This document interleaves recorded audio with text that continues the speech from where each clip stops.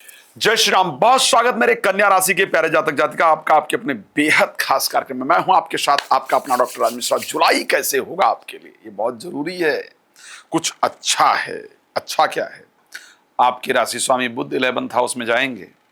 चिंताएं दूर होंगी उन प्रेमी प्रेमिकाओं की जो तड़प रहे थे अपने किसी नए को प्राप्त करने के लिए, या जिन प्रेमी प्रेमिकाओं ने ब्लॉक कर रखा है उन्हें वापस पाने के लिए, या तड़पन थी कि नौकरी और बिजनेस में कुछ अच्छा हो जाए, तो ये तड़पन आपकी दूर होने वाली है।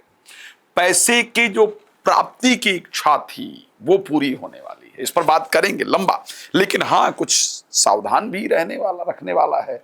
नींदें गायब होने वाली है, तो आखिर क्या है ये सब, इस पर चर्चा करेंगे। लेकिन सबसे पहले आपको बता देता हूं कि यदि आप श्री राम कथा, श्रीमद् भागवत कथा, शिव महापुराण की कथा मेरे द्वारा कराना चाहते हैं, कराना चाहती हैं, और आप चाहते हैं कि वो आपके यहाँ पर हो, तो आप प्लीज मेरे साथ संपर्क कर सकते हैं संगीत में। साथ में अगली भागवत कथा रामपुर हिमाचल प्रदेश में है। अगर आप वहाँ आकर मेरी कथा श्रवण करना चाहते हैं तो आप प्लीज हिमाचल प्रदेश में आ सकते हैं।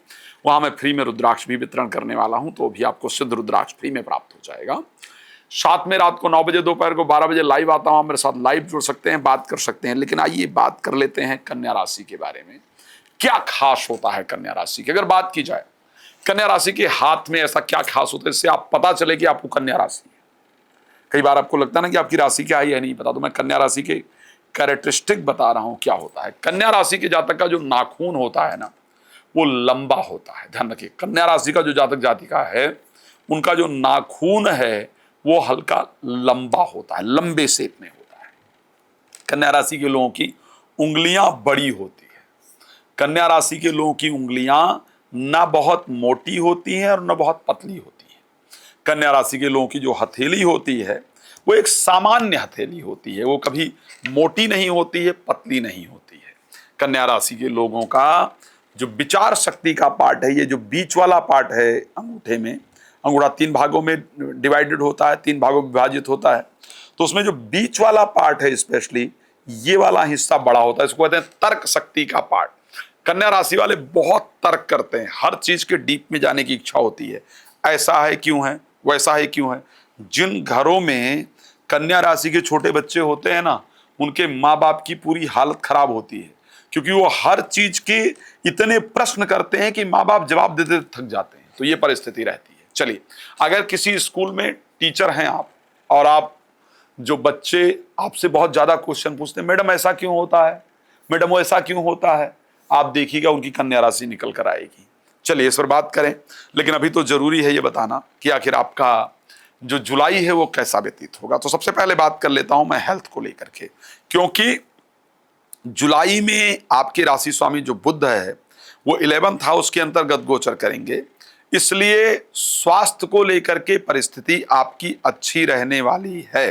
ध्यान रखिएगा, हेल्थ के पॉइंट ऑफ व्यू से जुलाई आपका निश्चित रूप से बेहतर रहता हुआ दिख रहा है। जुलाई ही एक समय होगा जब किसी के प्रति आपका अट्रैक्शन बढ़ेगा। मैं पक्का बता रहा हूं, चाहे आप जिस एज में हैं, जुलाई में आप किसी को लाइक करेंगे या करेंगी ही। चाहे जितना संतत्व और प्योर भाव आपके मन में हो, लेकिन इच्छा थोड़ी चेंज होगी ही होगी। बाद में बेशक कंट्रोल हो जाए। और जो लोग प्रेम के लिए तैयार हैं कि कोई जीवन में आ जाए, उनका तो किसी के प्रति जरूर झुकाव बढ़ने वाला है जुलाई में, इसमें कोई दो राय नहीं।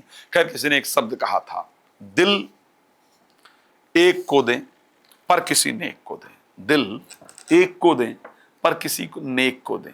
ये ऐसी वैसी चीज नहीं है जिसको कहीं भी फेंक दें। तो प्लीज बी केयरफुल। प्रेम एक बहुत महत्वपूर्ण विषय है, लेकिन सावधानी के साथ। चलिए, तो ये रहने वाला है। पैसे के दृष्टि से अगर मैं जुलाई महीने की बात करूं, पैसे का जो आने का रास्ता है वो बहुत अच्छा होने वाला है।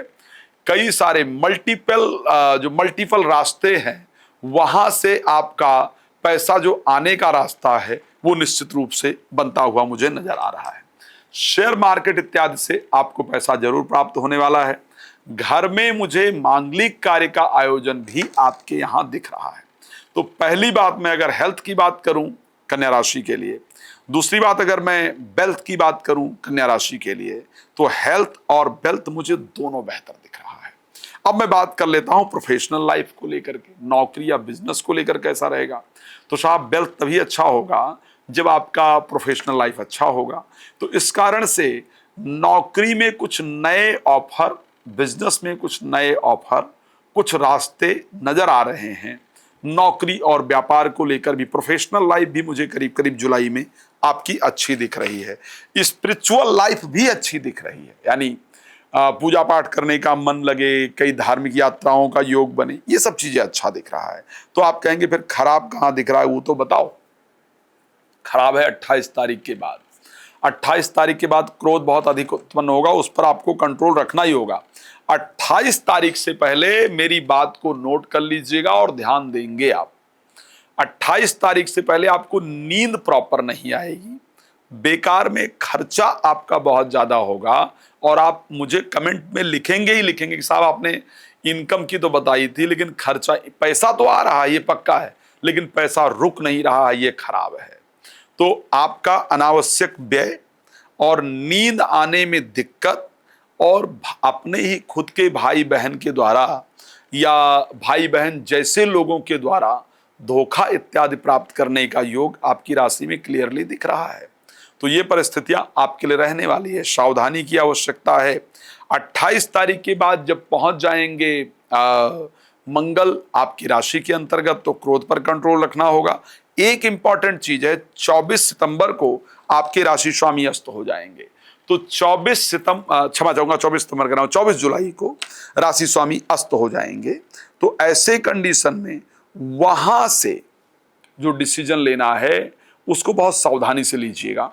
कोई भी important decision related to your professional life अगर ना लें तो ज्यादा बेहतर रहेगा। लेना पड़े तो सावधानी से लीजिए और गायत्री मंत्र का जप करते रहिए। मैं जानता हूं आपको बहुत कुछ जानना है, लेकिन समय आप जानते हैं कि राशिफल में बहुत छोटा होता है, छोटी वीडियो बनाना पड़ता है। रात को 9 बजे, दोपहर को 12 बजे लाइव आता हूं, मेरे साथ लाइव जुड़ करके बात कर सकते हैं। दूसरा, बाकी डिटेल में बात करना चाहते हैं, कॉल अपॉइंटमेंट लेकर बात कर सकते हैं। राम कथा और भागवत कथा के लिए आप संपर्क कर सकते हैं। धन्यवाद आपका जुड़ने के लिए। जय श्री राम।